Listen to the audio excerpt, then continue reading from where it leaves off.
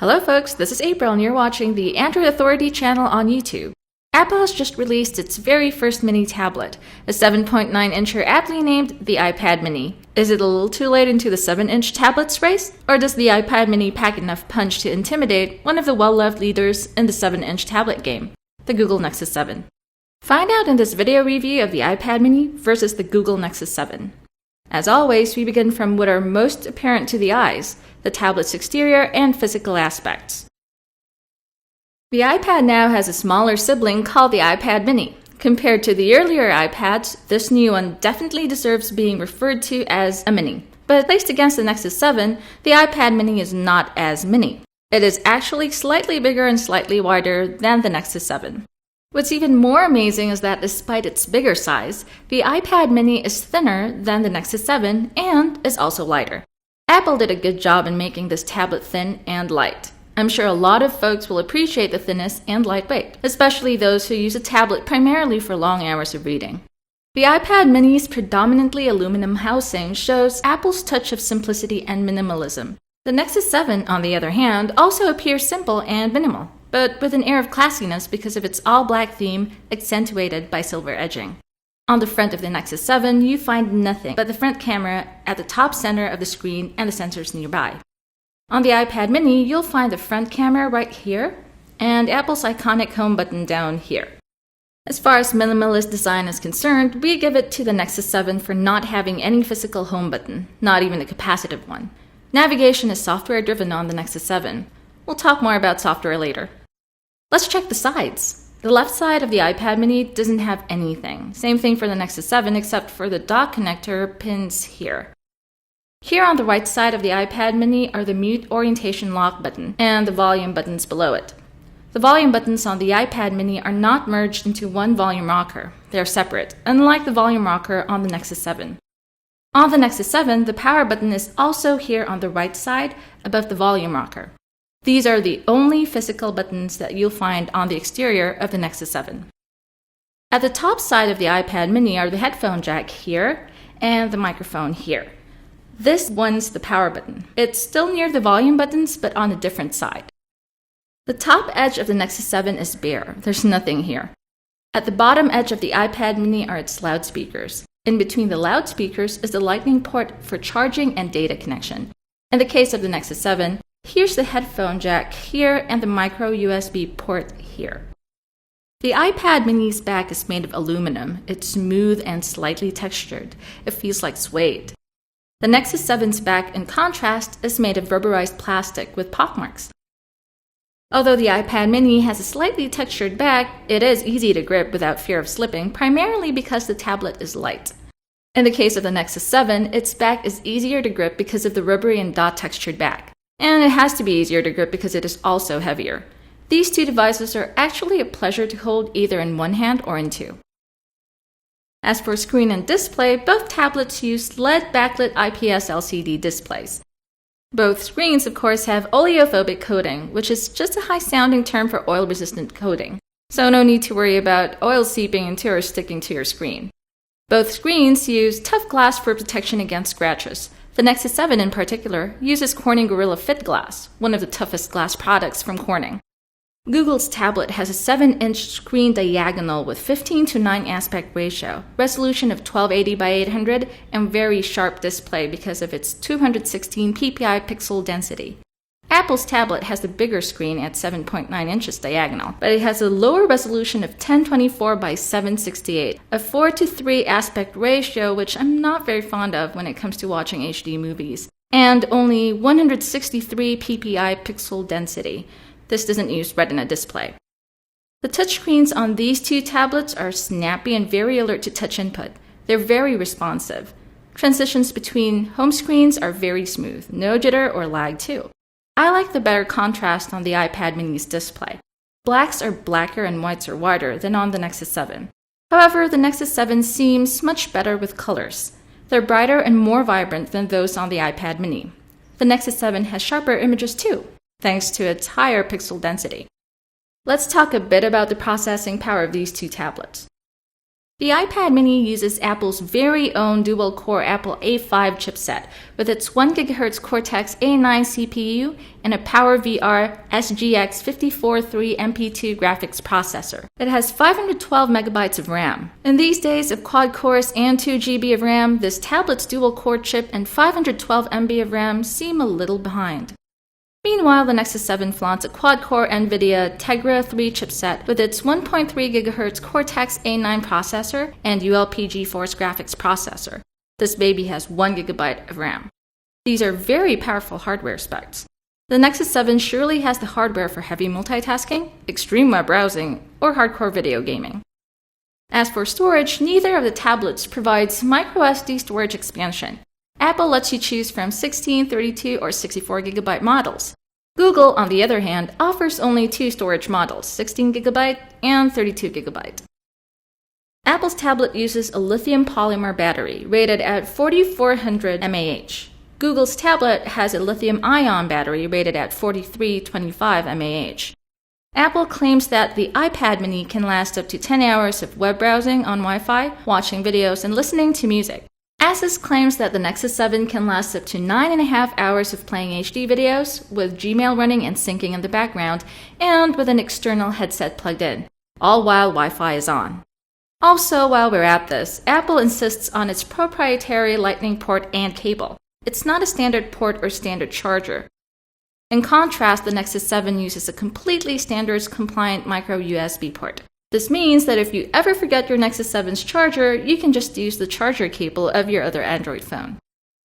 Let's talk a bit about connectivity.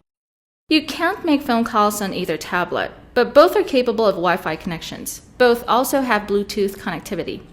The iPad mini has a Wi-Fi only model and an LTE model. The Nexus 7 also has a Wi-Fi only model and a 3G capable model reportedly coming out this month. As for data sharing, the Nexus 7 has near-field communication, or NFC, which you can use to share files between 2 NFC devices just by tapping them. The iPad mini doesn't have this feature. Now let's talk about the camera. Most of us here at Android Authority don't find a back camera necessary on a tablet. It's great and very useful on a phone, but not so much on a tablet, whether 7-inch or bigger. A front camera is usually enough for video chatting and probably for using a mirror app for fixing one's hair. Both the Apple and Google tablets have front-facing cameras, and both are good. 1.3 megapixels on the iPad mini and 1.2 megapixels on the Nexus 7.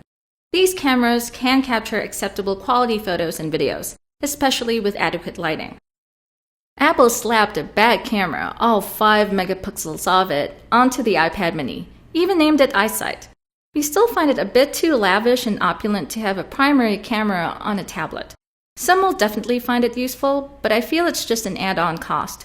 Regardless, this camera is a snappy one. There's no shutter lag at all, and processing time is quick. Photo and video quality are of acceptable quality too. The Nexus 7 doesn't have a back camera at all. I've been using a Nexus 7 myself for the past few months, and I never missed the back camera. These two tablets can play multimedia files quite well. Stereo sound from the loudspeakers or external headphones is of good quality and has enough volume. Though I noticed that the iPad mini provides deeper and richer bass. Though on the Nexus 7 you can adjust the sound levels via the built-in equalizer in the Google Play Music app. The iPad mini music player doesn't allow you to change equalizer settings. As for video, the two tablets can play high-definition videos without stuttering or choking.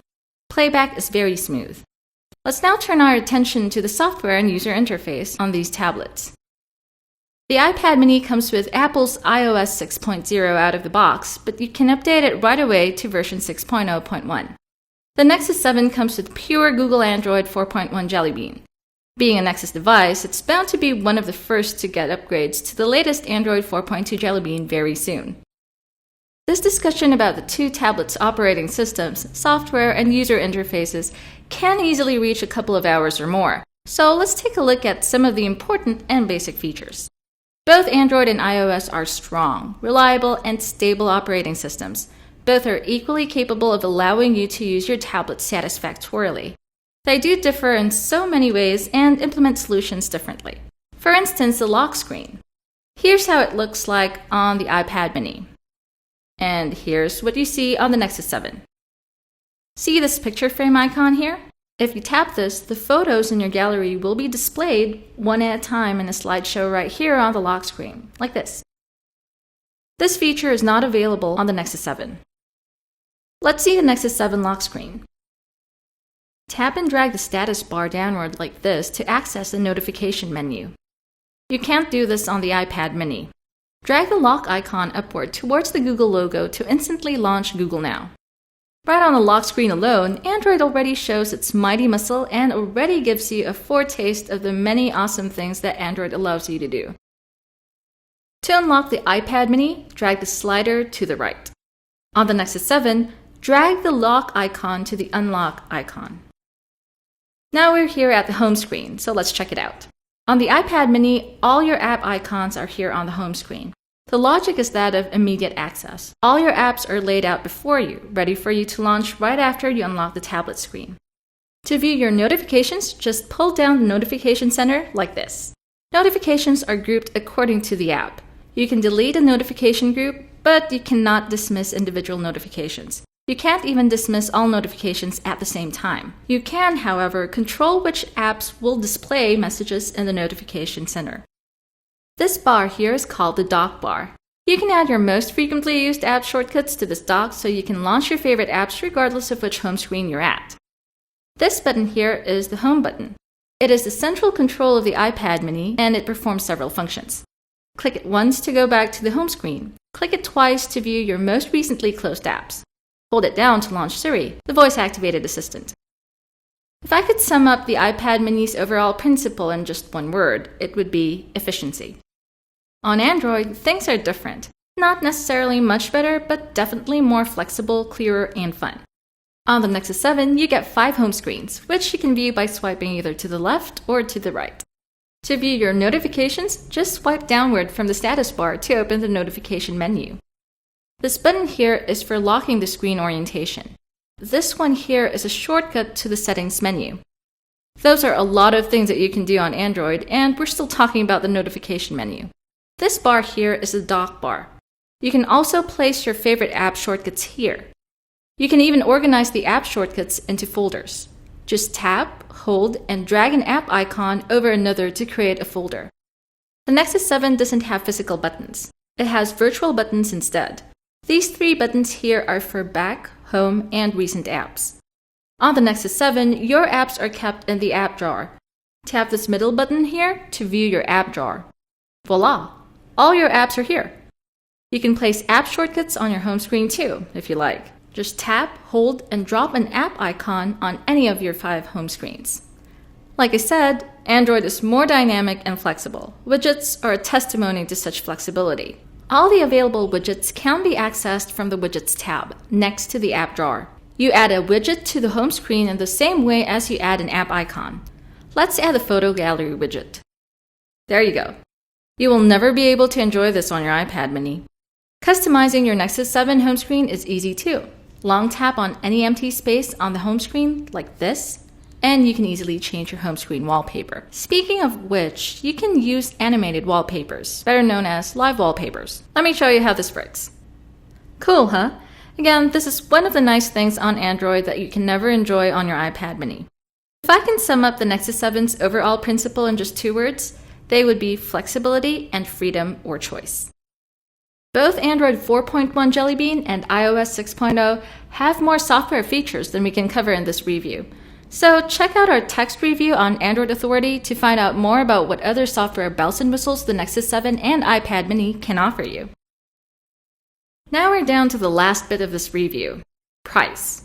How much do they cost? In terms of price, the Nexus 7 leaves the iPad mini in the dust. The base Nexus 7 model with 16 gigabytes of storage, for example, costs about $200, while the Wi-Fi only iPad mini with the same storage capacity costs around $330. The Nexus 7 is $130 cheaper. The upcoming 32 gigabyte model of the Nexus 7 will reportedly cost around $300, while the 32 gigabyte Wi-Fi only iPad mini is priced at $430. Google doesn't have a 64 gigabyte Nexus 7, but Apple has a 64 gigabyte Wi-Fi only iPad mini priced at around $530. The Apple iPad mini and the Google Nexus 7 are 2 great tablets. Each one has something to offer that the other doesn't. Both run powerful and stable operating systems. The iPad mini may be best for you if you're looking for a sleek, efficient, and lightweight tablet with a sturdy build, decent but fast hardware, a 5-megapixel back camera, and a virtual assistant that you can chit-chat with. Don't go for it if your wallet can't reach its sky-high price. For those who prefer an affordable tablet with heavyweight hardware, a solid and comfortable build, no extra baggage such as a back camera, and the flexibility and the freedom to personalize your tablet, the Nexus 7 is perfect for you. Which of the two is your next tablet? Apple iPad mini or Google Nexus 7? Let us know by leaving a comment. Also, remember to subscribe to our YouTube channel. For more Android news, reviews, and more, visit AndroidAuthority.com. This is April from Android Authority. Thanks for watching. May the light side of the Android Force be with you.